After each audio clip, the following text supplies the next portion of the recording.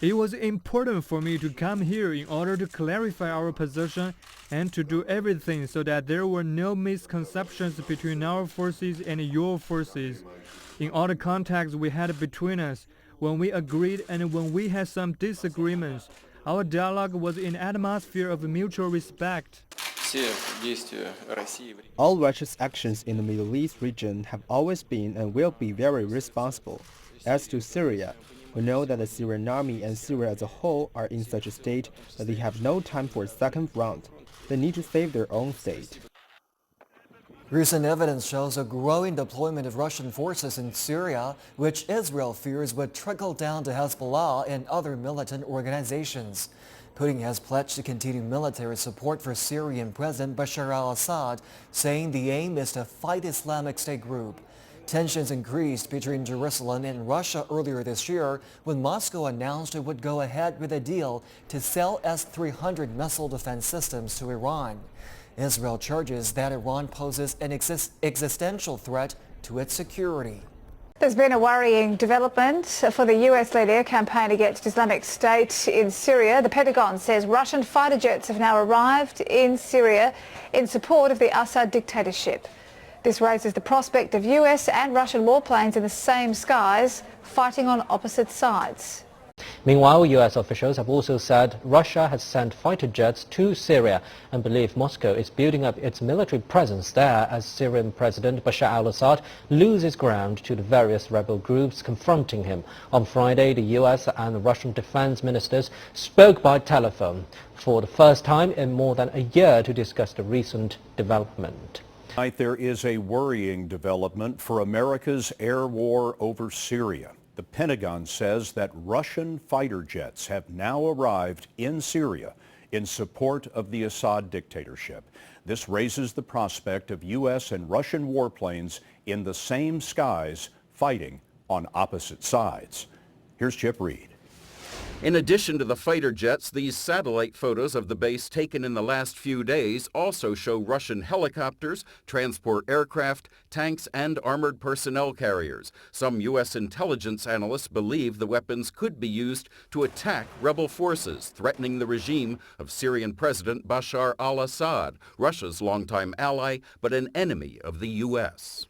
One U.S. official recently said Russian military intervention in Syria would be a game changer, creating the potential for run-ins with U.S. warplanes that are conducting airstrikes against ISIS in Syria.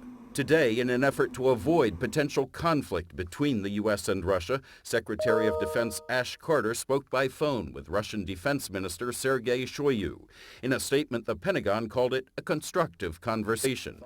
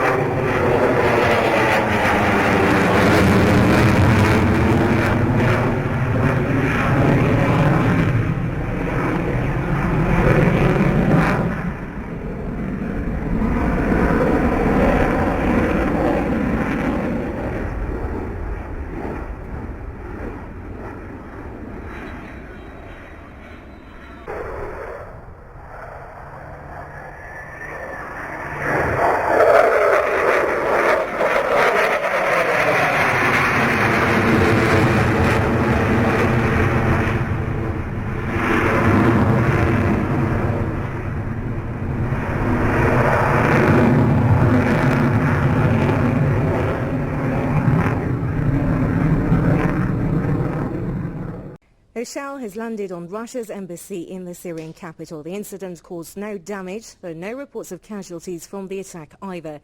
Russia's condemned the shelling of its embassy in Damascus. Moscow's called for action over the terrorist act. Similar mortar and rocket attacks on the Syrian capital have been blamed on foreign-backed militants.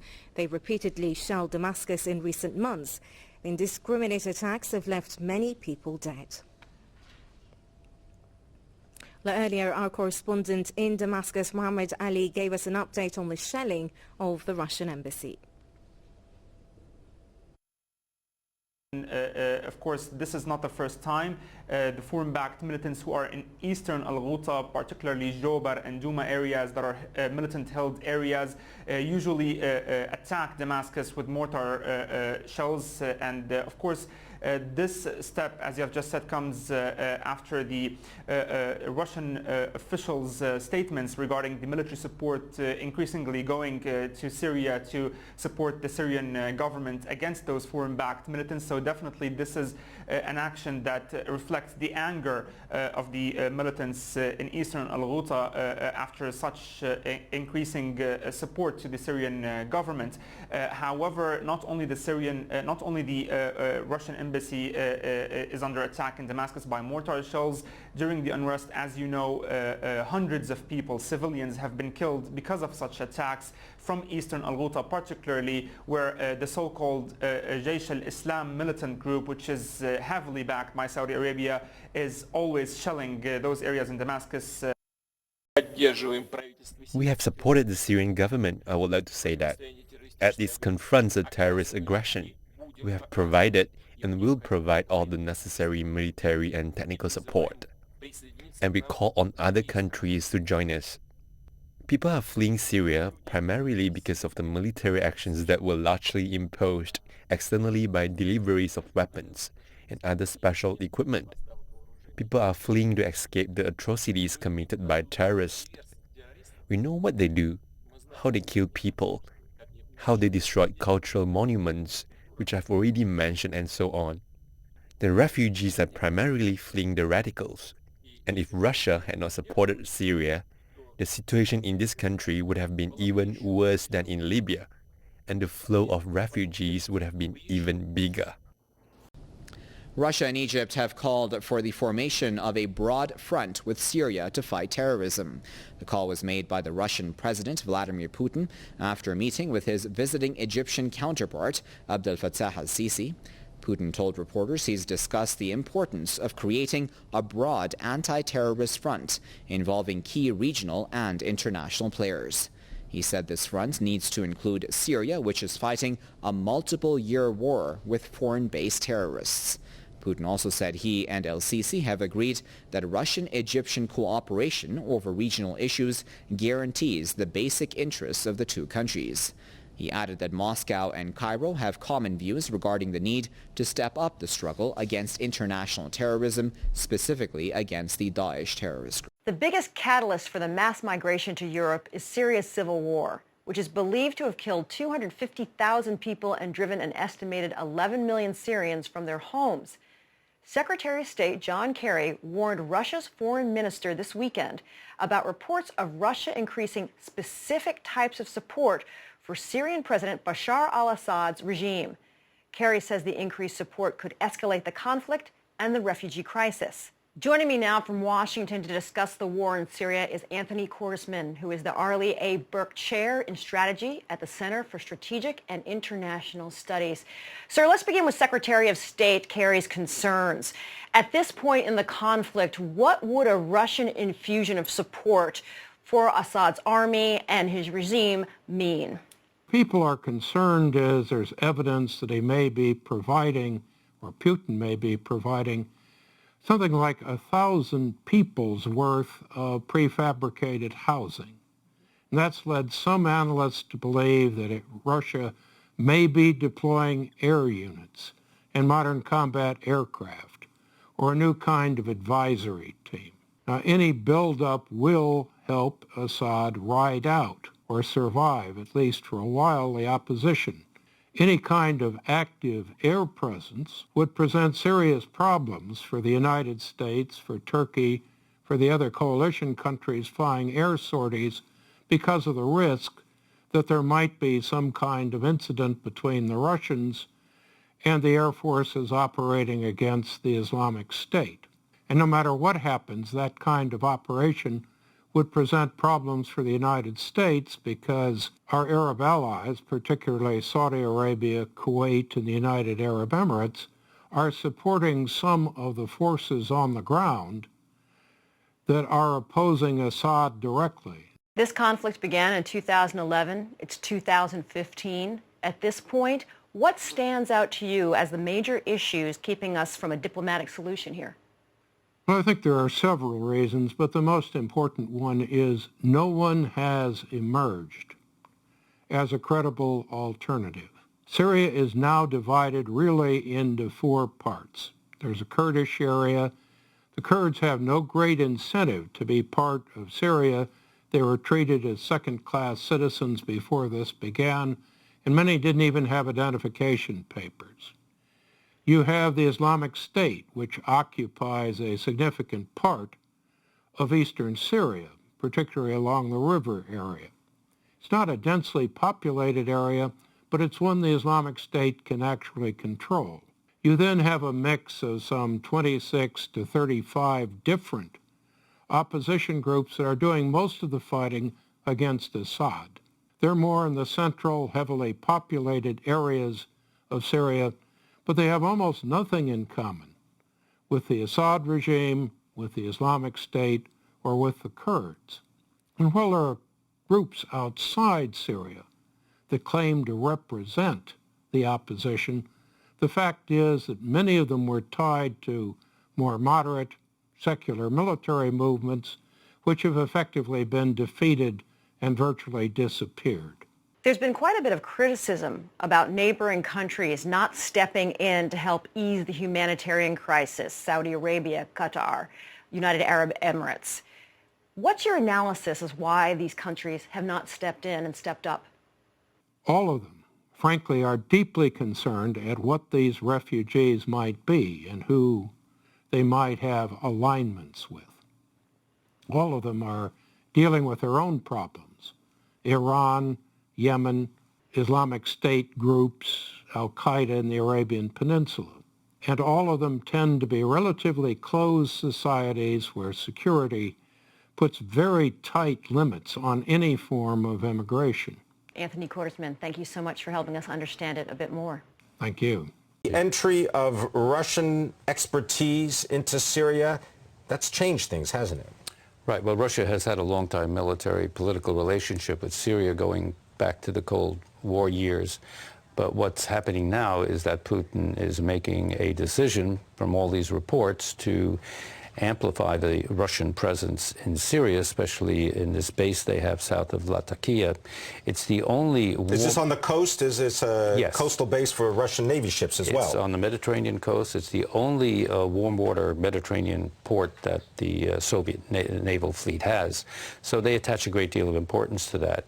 But beyond that, it's really a play by Putin to inject himself into the decision-making on the future of Syria. And his major motivation is the threat of Islamic radicalism. He's made this clear for several years to top-level American officials that the greatest threat that he sees coming to the Russian Federation is radical Islamic movements in the southern borders of Russia. And of course, he has a problem in Chechnya. So he considers Bashar al-Assad, the president of Syria, as a secular leader who is a counterpoint to ISIS and Islamic radicals. Take that, and if you can, add a paragraph having to do with the refugees and the people that are fleeing the civil war in Syria and the pressure that that puts on European leaders. Well, it's a humanitarian disaster, and because the Syrian situation has devolved in such chaos, I mean, it's no longer a functional state. Bashar al-Assad, the president, owns, maybe not owns, but controls perhaps only 25% of the former territory of the state of Syria. ISIS and radical groups and rebel groups and Kurds are really occupying the rest of the country. And so what's happened, you have 4 million displaced Syrians in these surrounding countries, Turkey, Lebanon, Jordan, some in Iraq, and then all these others that we're seeing going to Europe, hundreds of thousands seeking to go to Europe and escape the chaos. Life is hell in Syria. It's an outright civil sectarian war. And several of these migrants or refugees who are leaving are from the middle classes also now. The very rich, frankly, have already departed. But now you're getting the middle class and the poorer people who are outright desperation are getting on these boats. We saw that iconic picture of the Syrian boy drowned on the Turkish coast. So this is really pressuring our European partners in a way that they've never seen before.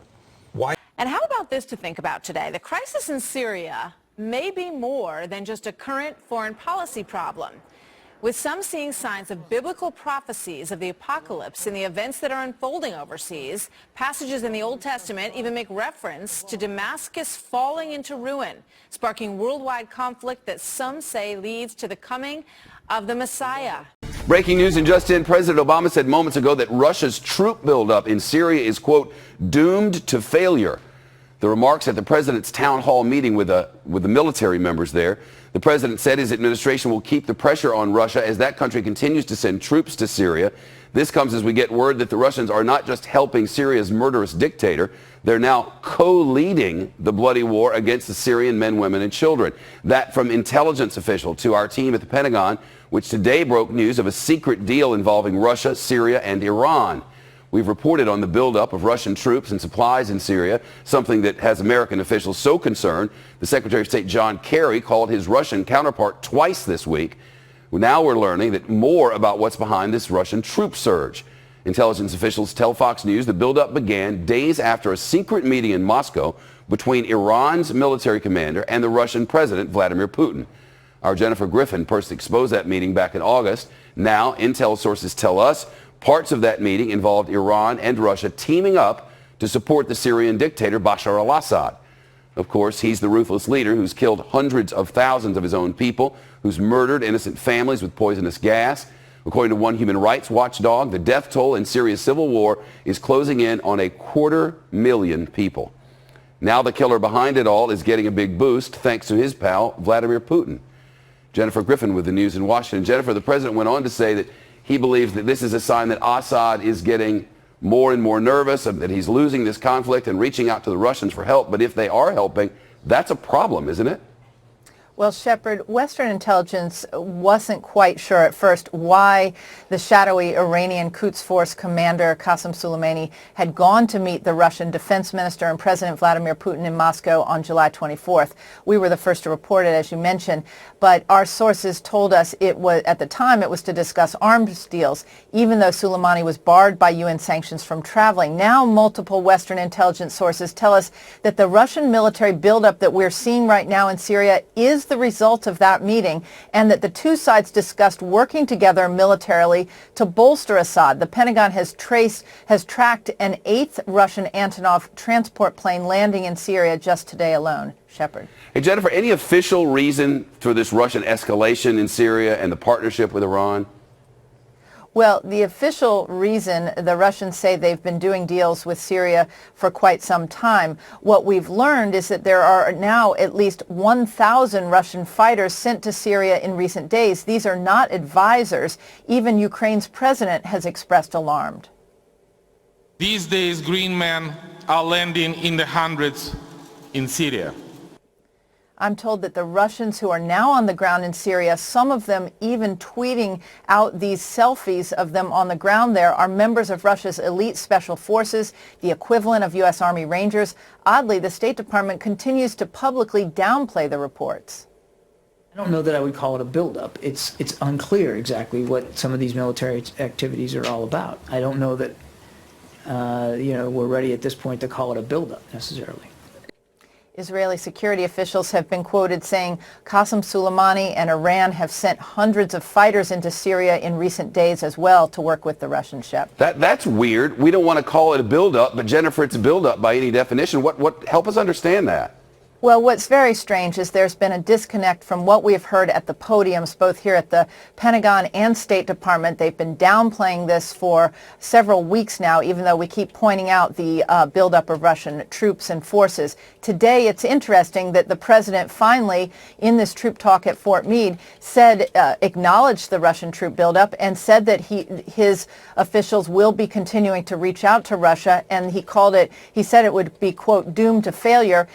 Today, we heard the State Department spokesman say that Russia could join an anti-ISIL coalition, but they should not support Assad. Right now, it's very clear that Russia is not listening to any of these pleas from the State Department not to get involved further. Yeah, that's crystal clear. Jennifer Griffin at the Pentagon. Jen, thanks so much. Same thing they did with Crimea. The Russians went in, took Crimea. Now they're trying to get a land bridge and stand around and pretend like it's not happening. It's like a little kid. If you close your eyes, when you put your head under the pillow as a little kid, it doesn't mean no one else can see you. They can see you. Unscheduled military drills in Russia called for by the president himself. These combat exercises took place the day before the Russian Foreign Ministry officially confirmed for the first time that its military experts are in Syria to oversee the delivery of weapons aimed at, quote, combating terrorism. Recent footage authentified by France 24 show what's said to be a Russian combat vehicle engaging in conflict alongside pro-government forces in Latakia. This combat vehicle, which is a BTR-82, is a new kind of combat vehicle which was put in the service in the Russian army in 2013. So it's the first time that we see this engine, this vehicle in Syria. Latakia is a stronghold of the Syrian president and lies about 85 kilometers away from the port city of Tartus, home to a Russian naval facility. However, US officials reported this week that Russian aircraft had arrived in Latakia's airbase. This and the delivery of modular housing units there suggested the Kremlin may indeed be increasing its military activity in Syria. The US has taken precautionary steps, asking Greece and Bulgaria earlier this week to deny Russian planes en route to Syria the use of their airspace. It's a move that's angered Moscow, which claims it's transporting humanitarian cargo. Military reported today that U.S. airstrikes in northeast Syria Wednesday destroyed 3 Islamic State fighting positions. But the U.S. effort may be getting more complicated as Moscow steps up its support for beleaguered Syrian President Bashar al-Assad. As momentum in the Syrian war has shifted to Islamic State militants and other extremists, government forces have suffered one major blow after another. Today, ISIS forces closed in on a military base in northeastern Deir el-Zor province, the government's last major outpost there. And to the northwest, al-Qaeda-linked rebels and others drove the Syrian military out of Idlib province this week. Amid those setbacks, President Bashar al-Assad has increasingly turned to Russia for support. Amateur video and images posted on social media in recent days appear to show the beginnings of a Russian military buildup. Foreign Minister Sergei Lavrov confirmed today that Moscow has sent advisors and weapons, but he would not confirm Russian forces are involved in actual combat. Russian military personnel are present in Syria. They have been there for many years. Their presence is connected with weapon supplies for the Syrian army. The Russian military presence is there to help Syrians become familiar with this equipment. Others are worried. Israel's defense minister said the Russians have dispatched an active force and are building an air base in western Syria to launch strikes against Islamic State targets. And in Washington yesterday, Secretary of State John Kerry raised the issues in a phone call with Lavrov. He reiterated our concern about these reports of Russian military activities or buildup, if you will, in Syria, and made very clear our view that that if true and if borne out, those reports would be could lead to greater violence and even more instability in Syria. U.S. officials say Russian airstrikes could interfere with a year-old American air campaign against ISIS, which is also designed to help moderate Syrian rebels. So what are the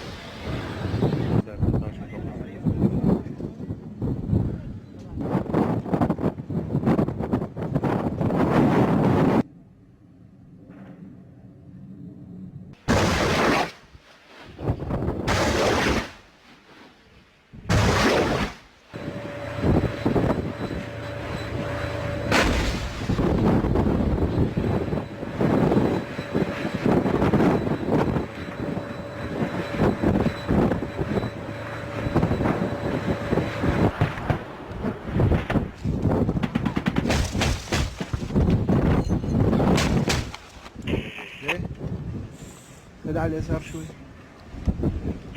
ويني؟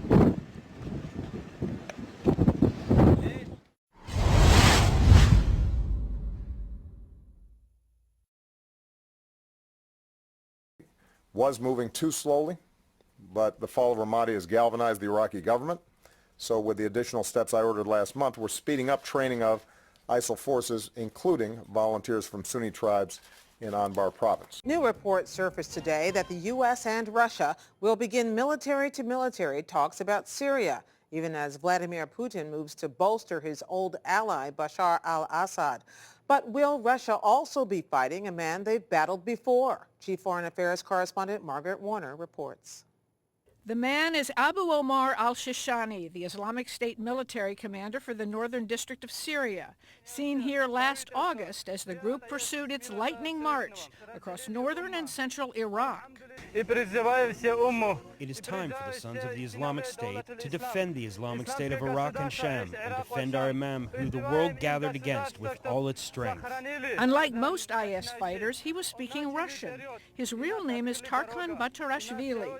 He's an ethnic Chechen reportedly born 30 years ago in Georgia, then part of the Soviet Union, to a Christian father and Muslim mother. Tapped as a Special Forces soldier in the Georgian army, he fought fiercely against the Russian army when the two countries went to war over the province of South Ossetia in 2008. Russia's ambassador to the UN is challenging Washington's claim of blaming the Syrian government for allowing Islamic State terrorists to gain strength. According to Vitaly Churkin, the extremist roots trace right back to the US-led intervention in Iraq.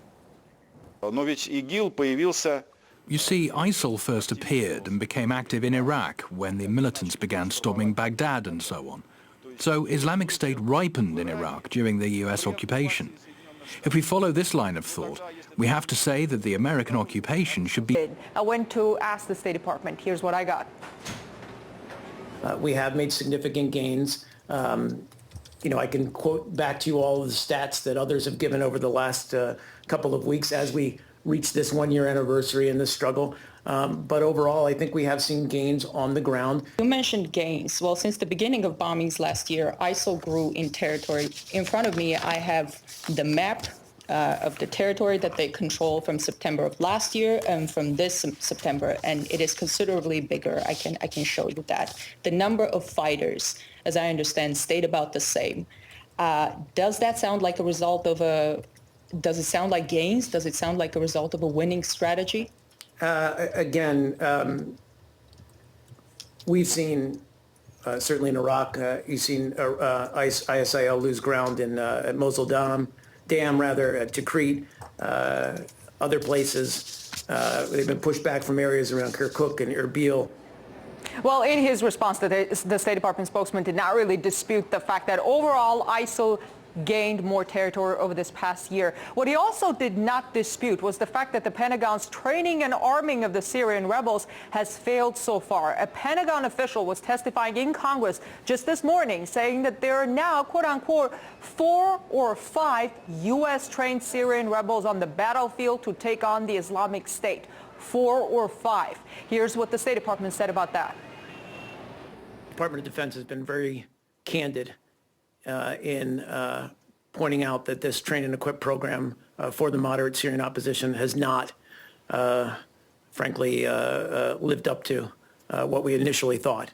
When you say that this train and equip program hasn't lived up to expectations, that's an understatement, isn't it? I mean, when you first said you didn't challenge the assessment, are you talking about the assessment of Senator Ayotte, who said that that's a joke, or are you... No, the total numbers of those trained for the program. Well, going back to the overall U.S. strategy in the fight against ISIL, I asked this. Well, even U.S. officials say airstrikes alone are not going to do it. And about the U.S.-trained force, well, how winning is that force if it's just not enough of them? Well, again, we're working and across a broad spectrum. Matt brought that up. Talking about the moderate Syrian opposition forces that we're training. That train and equip program. Let me finish. My train and equip program has fallen short. The Pentagon has admitted that. Well, the question that Russia is asking, what is more important for the U.S. to defeat ISIL or not to deal with Assad? What the U.S. appears to be saying is that it wouldn't mind Russia fighting ISIL, but only if it doesn't help Assad. That becomes tricky, considering it is part of Russia's strategy to include the Syrian army in the fight. Ghani, thanks for the update there from Washington, D.C. Well, let's get some more reactions and thoughts on where it's going here. Joshua Landis heads the Center for Middle East Studies at the University of Oklahoma. Joins me now live. I don't know if you heard all that. Joshua, nice to see you, by the way. The U.S. State Department reiterated, didn't it, on Wednesday that President Assad is, quote, not a credible partner, and went on to say it was largely to blame for the crisis.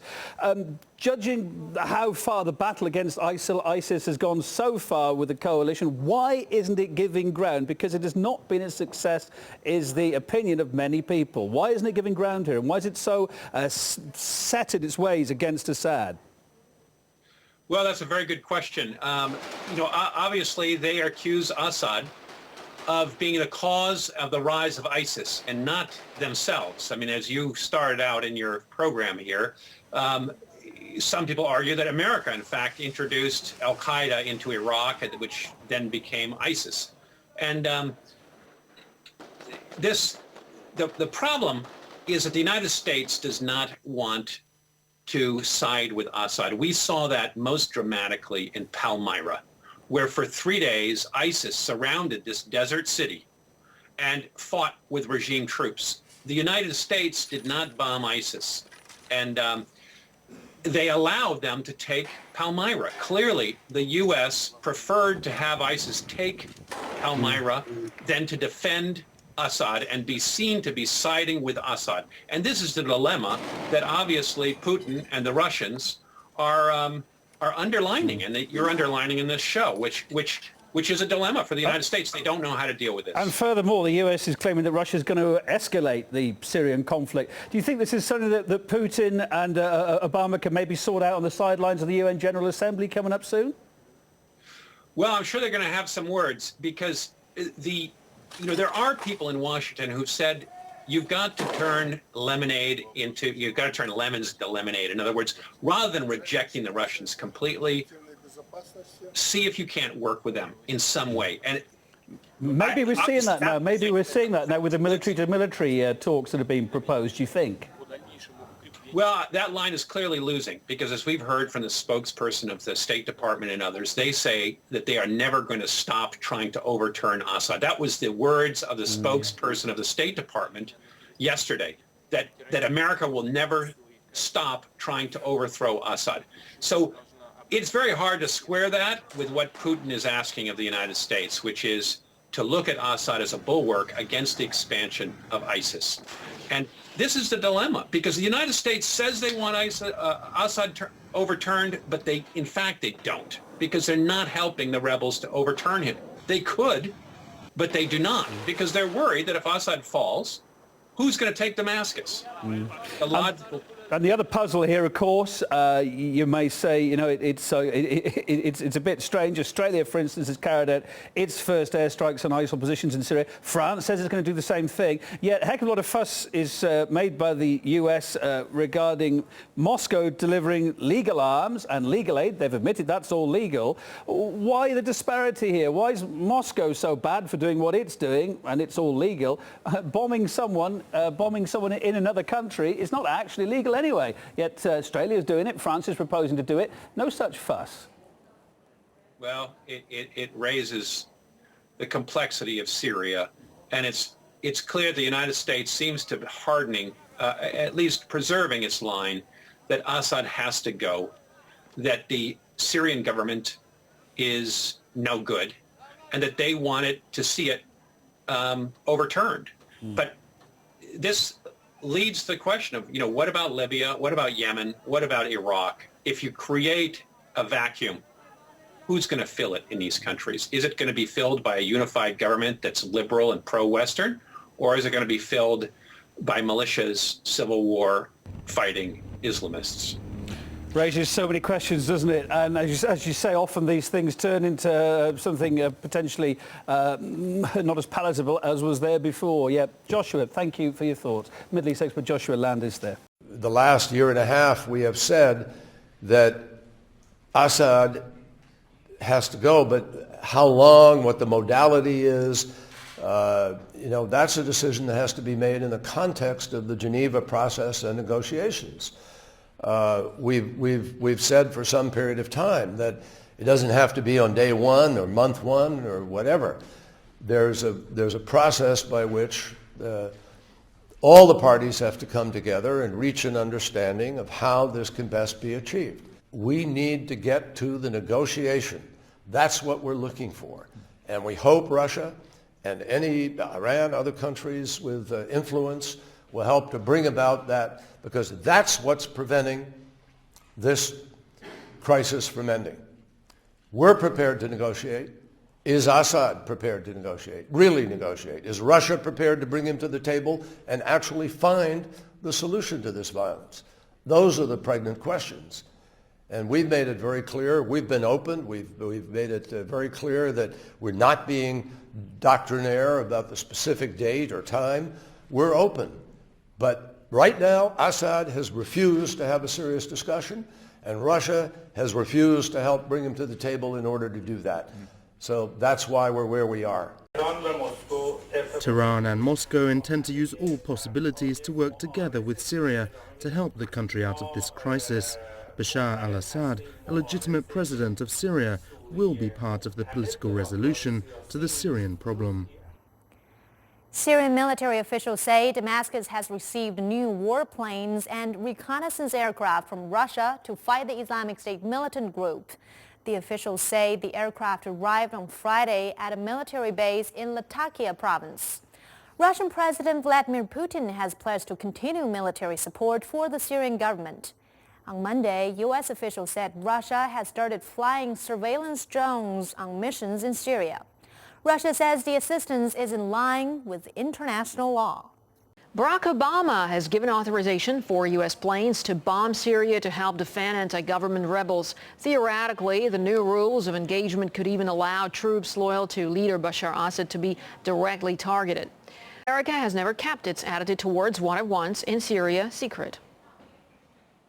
The regime of Bashar al-Assad must come to an end. Assad has to go. It's time for Assad to get out of the way. It is time for Bashar to go. Washington has a long history of supporting what it brands a moderate Syrian opposition, but just over a month ago, a Pentagon chief admitted it was a struggle to find trustworthy recruits for U.S. programs. We're trying to recruit and identify people that, as you put it, can be counted on to have the right mindset and ideology, not be aligned with groups like ISIL. It turns out to be very hard to identify people who meet both of those criteria. Russia's foreign minister, Sergei Lavrov, says Moscow will continue to supply military equipment to the Syrian government. Lavrov says it makes no sense to battle Islamic State militants in Syria without involving the Syrian government. He said Syrian state forces are the most effective way to do this. The U.S. has said that if Russian military forces enter Syria, it could lead to a confrontation with the U.S.-led coalition carrying out airstrikes there. Russian Foreign Minister Sergei Lavrov says that coordination is needed between Russia's military and the Pentagon to avoid unintended incidents in Syria, where both countries have a military presence. It is important to communicate with the members of the coalition battling the Islamic State in order to avoid unintended consequences. We call on members of the coalition to begin negotiations with the Syrian government and the Syrian army. We talked about this at the very start of the campaign with the officials from the United States who are heading up the coalition. Lavrov's comments come after Ukrainian Prime Minister Arseniy Yatsenyuk on September 10th announced the closure of the country's airspace to any Russian plane suspected of carrying military supplies to Syria. Yatsenyuk said he instructed air traffic authorities to ensure Russian planes could not use Ukrainian skies to reach Syria. Earlier this week, NATO members Greece and Bulgaria both banned Russian flights after suspecting Russian planes were transporting military equipment to Syria, where a civil war has left 250,000 people dead. Suspicions that Russia was conducting a significant military build-up in Syria grew this week after videos on social media showed Russian tanks and military personnel in combat supporting Syrian government forces.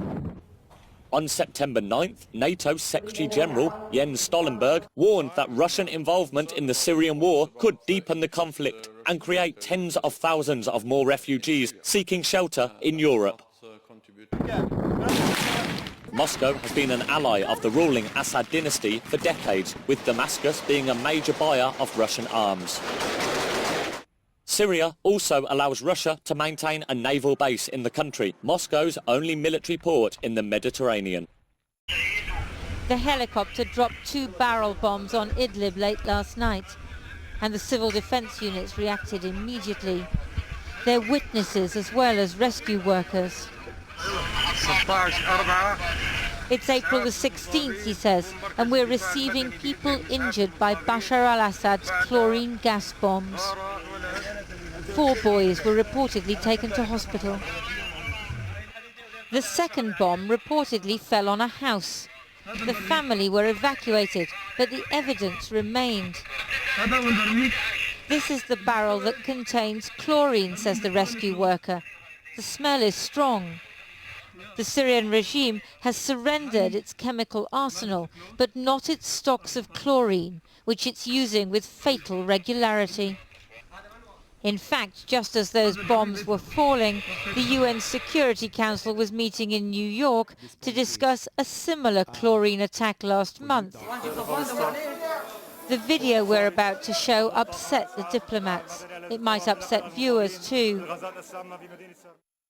3 children, aged 3, 2 and 1, lost the battle for life after inhaling chlorine dropped from a helicopter on Sarmin, a village near Idlib, on March the 16th.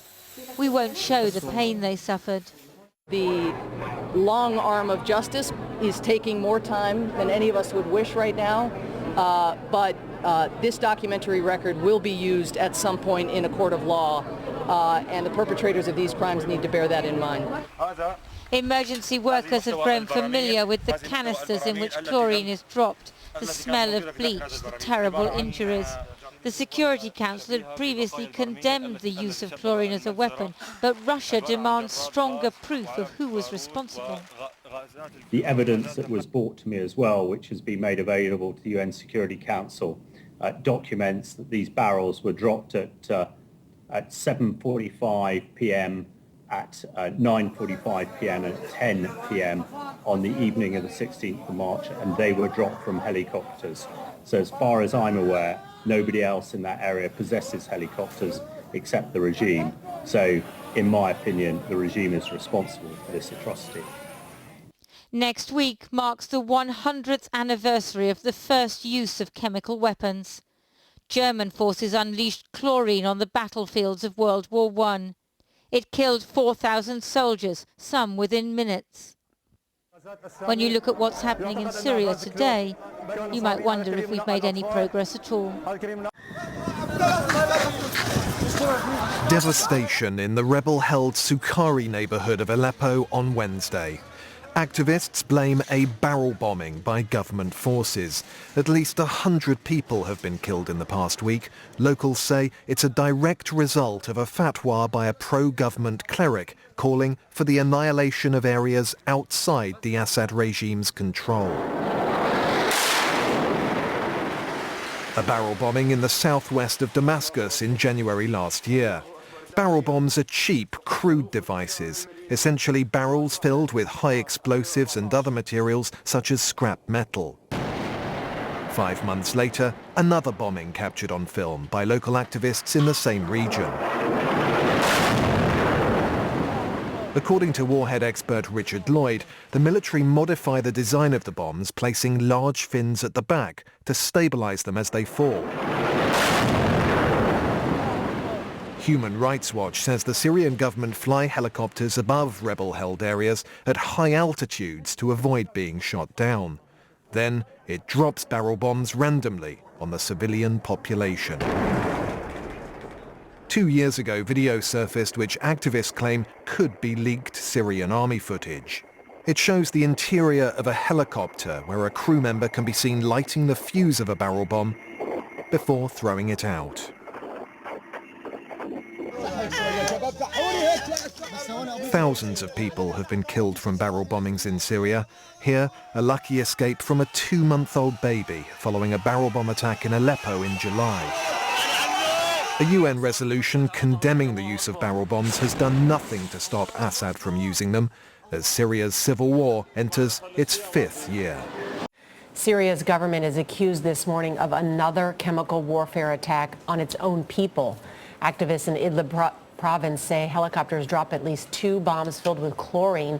One group claims 12 people suffocated. So far, the reports are unconfirmed. Syria handed over a stash of chemical weapons 2 years ago, but chlorine was not included. International inspectors have found traces of outlawed chemical weapons in Syria, despite the government's claim that they were all destroyed. That we're getting chemical weapons out of Syria without having initiated a strike. So what else are you talking about? We have got the chemical weapons. We're getting the chemical weapons out of Syria.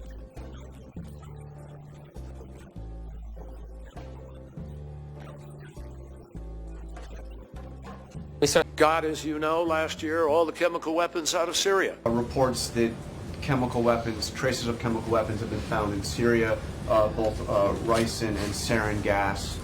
I assume the White House is aware of this intelligence? Well, we're aware that the OPCW continues to receive credible allegations that the use of chemical weapons in Syria is still taking place.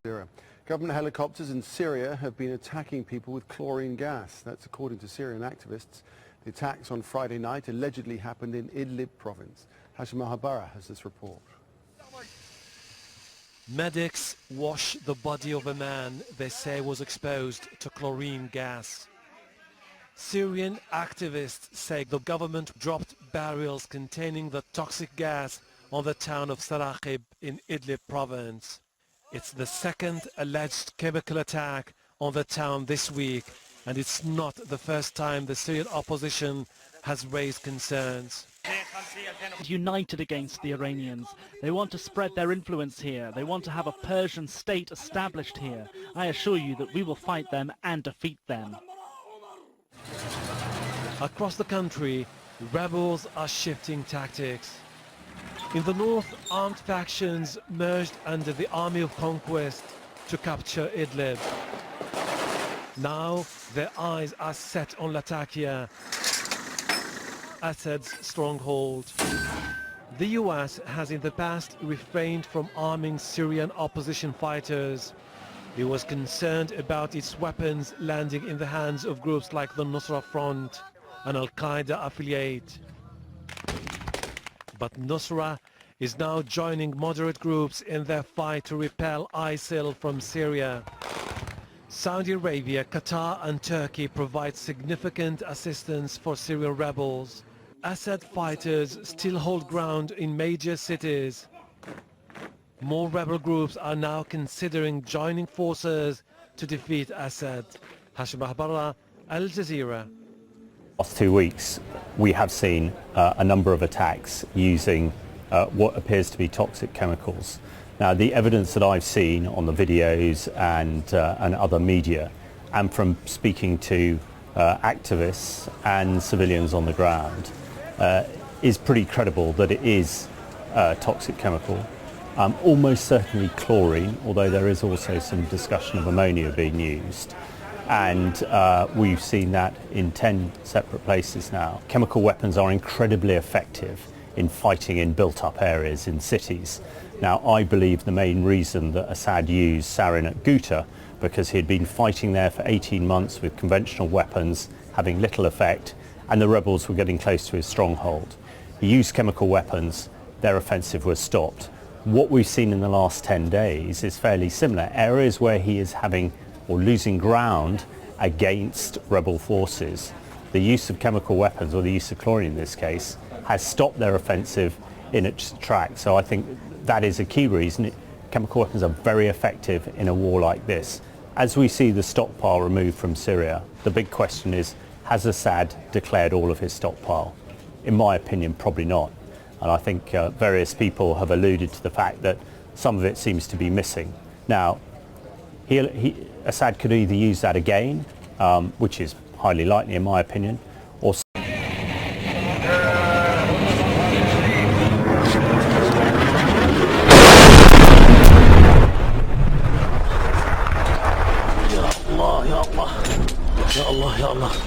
يا الله قصف بالطيران المروحي على مدينة اللطامنة بريف حماة الشمالي. الطيران المروحي يقصف مدينة اللطامنة بالبراميل المتفجرة. الطيران المروحي يقصف مدينة اللطامنة بالبراميل المتفجرة والدخان يتصاعد.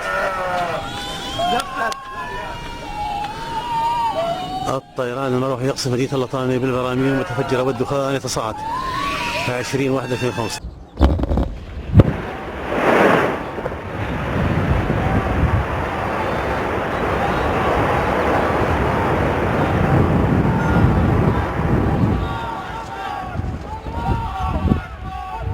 الله أكبر الله أكبر.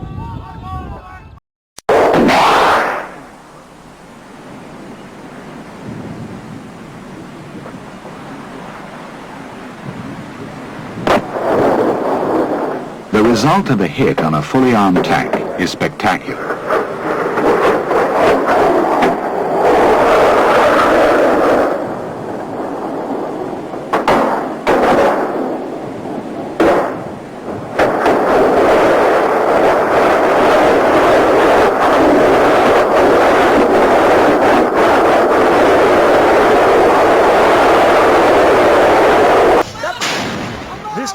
The serious stuff is way old. I mean Old Testament old. That's how old I'm talking about. Don't laugh. Some biblical scholars say it's all there in black and white like this spooky passage from Isaiah 17 about Syria itself. Behold, Damascus is about to be removed from being a city and will become a fallen ruin.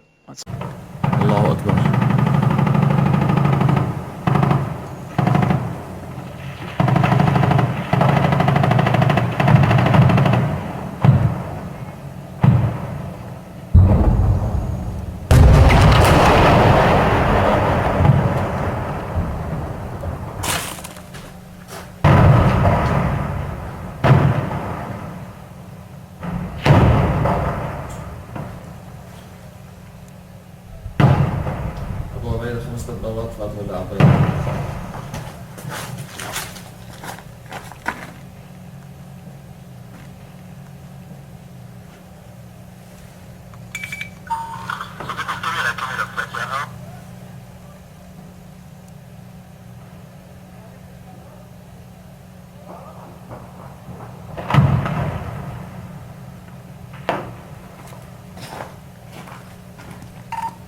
لحد هلا واقفين بالشارع الرئيسي تبع الشام.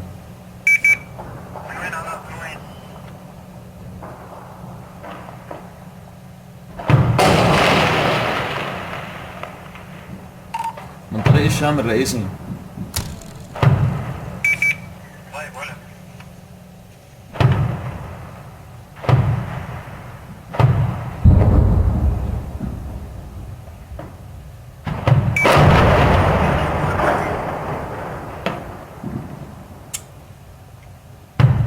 الله أكبر الله أكبر.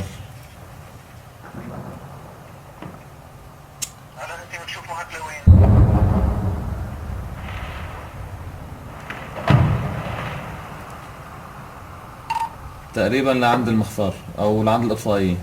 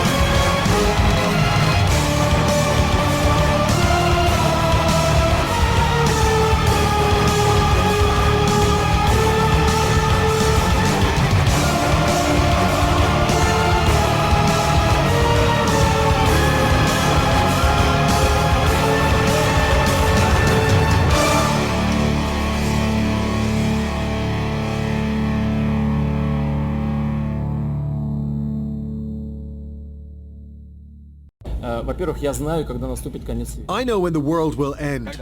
The sun will turn into a white dwarf. Other things will happen too. Now, that will be the end of the world as we know it. So if this is what you mean by the end of the world, it will come even sooner. But I'm not afraid. It's inevitable. Чего бояться, если это неизбежно?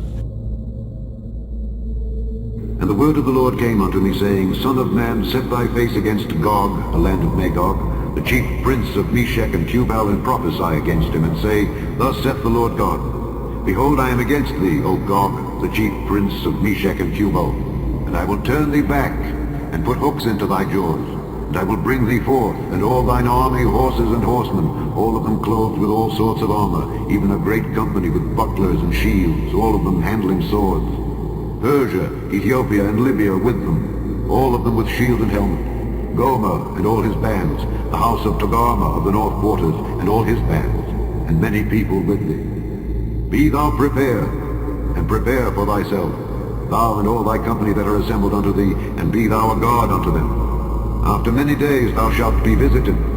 In the latter years thou shalt come into the land that is brought back from the sword, and is gathered out of many people, against the mountains of Israel, which have been always waste, but it is brought forth out of the nations, and they shall dwell safely, all of them. Thou shalt ascend and come like a storm. Thou shalt be like a cloud to cover the land, thou and all thy bands, and many people with thee. Thus saith the Lord God. It shall also come to pass, that at the same time shall things come into thy mind, and thou shalt think an evil thought, and thou shalt say, I will go up to the land of unwalled villages. I will go to them that are at rest, that dwell safely, all of them dwelling without walls, and having neither bars nor gates, to take a spoil and to take a prey. To turn thine hand upon the desolate places that are now inhabited, and upon the people that are gathered out of the nations, which have gotten cattle and goods, that dwell in the midst of the land. Sheba and Dedan, and the merchants of Tarshish with all the young lions thereof, shall say unto thee, Art thou come to take a spoil? Hast thou gathered thy company to take a prey, to carry away silver and gold, to take away cattle and goods, to take a great spoil? Therefore, Son of man, prophesy, and say unto Gog, Thus saith the Lord God, In that day, when my people of Israel dwelleth safely, shalt thou not know it? And thou shalt come from thy place out of the north parts, thou and many people with thee, all of them riding upon horses, a great company and a mighty army. And thou shalt come up against my people of Israel as a cloud to cover the land. It shall be in the latter days, that I will bring thee against my land, that the heathen may know me, when I shall be sanctified in thee, O Gog, before their eyes. Thus saith the Lord God, Art thou he of whom I have spoken in old times by my servants the prophets of Israel, which prophesied in those days many years that I would bring thee against them? And it shall come to pass at the same time, when Gog shall come against the land of Israel, saith the Lord God, that my fury shall come up in my face. For in my jealousy and in the fire of my wrath have I spoken. Surely in that day there shall be a great shaking in the land of Israel, so that the fishes of the sea and the fowls of the heaven and the beasts of the field, and all creeping things that creep upon the earth, and all the men that are upon the face of the earth, shake at my presence. And the mountains shall be thrown down, and the steep places shall fall, and every wall shall fall to the ground. And I will call for a sword against him throughout all my mountains, saith the Lord God. Every man's sword shall be against his brother, and I will plead against him with pestilence and with blood. And I will rain upon him and upon his bands and upon the many people that are with him, an overflowing rain and great hailstones, fire and brimstone. Thus will I magnify myself and sanctify myself, and I will be known in the eyes of many nations, and they shall know that I am the Lord.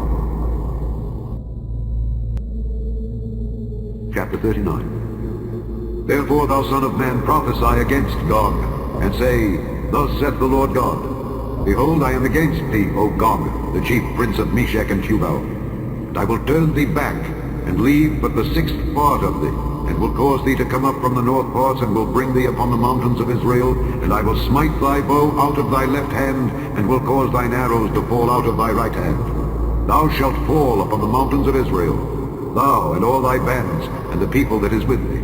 I will give thee unto the ravenous birds of every sort, and to the beasts of the field to be devoured. Thou shalt fall upon the open field, for I have spoken it, saith the Lord God. And I will send a fire on Magog, and among them that dwell carelessly in the isles, and they shall know that I am the Lord. So will I make my holy name known in the midst of my people Israel, and I will not let them pollute my holy name any more. And the heathen shall know that I am the Lord, the Holy One in Israel. Behold, it is come, and it is done, saith the Lord God. This is the day whereof I have spoken. And they that dwell in the cities of Israel shall go forth and shall set on fire and burn the weapons, both the shields and the bucklers, the bows and the arrows, and the hand staves and the spears, and they shall burn them with fire 7 years, so that they shall take no wood out of the field, neither cut down any out of the forests, for they shall burn the weapons with fire. And they shall spoil those that spoil them, and rob those that rob them, saith the Lord God. And it shall come to pass in that day that I will give unto Gog a place there of graves in Israel, the valley of the passengers on the east of the sea. And it shall stop the noses of the passengers. And there shall they bury Gog and all his multitude. And they shall call it the valley of Hamon-Gog. And 7 months shall the house of Israel be burying of them, that they may cleanse the land. Yea, all the people of the land shall bury them. And it shall be to them a renown, the day that I shall be glorified, saith the Lord God. They shall sever out men of continual employment, passing through the land, to bury with the passengers those that remain upon the face of the earth, to cleanse it. After the end of 7 months shall they search. And the passengers that pass through the land, when any seeth a man's bone, then shall he set up a sign by it, till the buriers have buried it in the valley of Hamon-Gog. And also the name of the city shall be Hamona. Thus shall they cleanse the land. And thou, son of man, thus saith the Lord God, speak unto every feathered fowl, and to every beast of the field. Assemble yourselves, and come, gather yourselves on every side to my sacrifice that I do sacrifice for you, even a great sacrifice upon the mountains of Israel, that ye may eat flesh and drink blood. Ye shall eat the flesh of the mighty, and drink the blood of the princes of the earth, of rams, of lambs, and of goats, of bullocks, all of them fatlings of Bashan. And ye shall eat fat till ye be full, and drink blood till ye be drunken of my sacrifice, which I have sacrificed for you.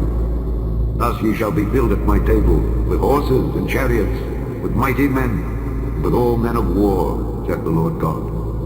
And I will set my glory among the heathen, and all the heathen shall see my judgment that I have executed, and my hand that I have laid upon them. So the house of Israel shall know that I am the Lord their God from that day and forward. And the heathen shall know that the house of Israel went into captivity for their iniquity, because they trespassed against me.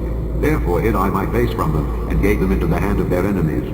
So fell they all by the sword. According to their uncleanness and according to their transgressions have I done unto them, and hid my face from them. Therefore thus saith the Lord God, now will I bring again the captivity of Jacob, and have mercy upon the whole house of Israel, and will be jealous for my holy name. After that they have borne their shame, and all their trespasses whereby they have trespassed against me, when they dwelt safely in their land, and none made them afraid.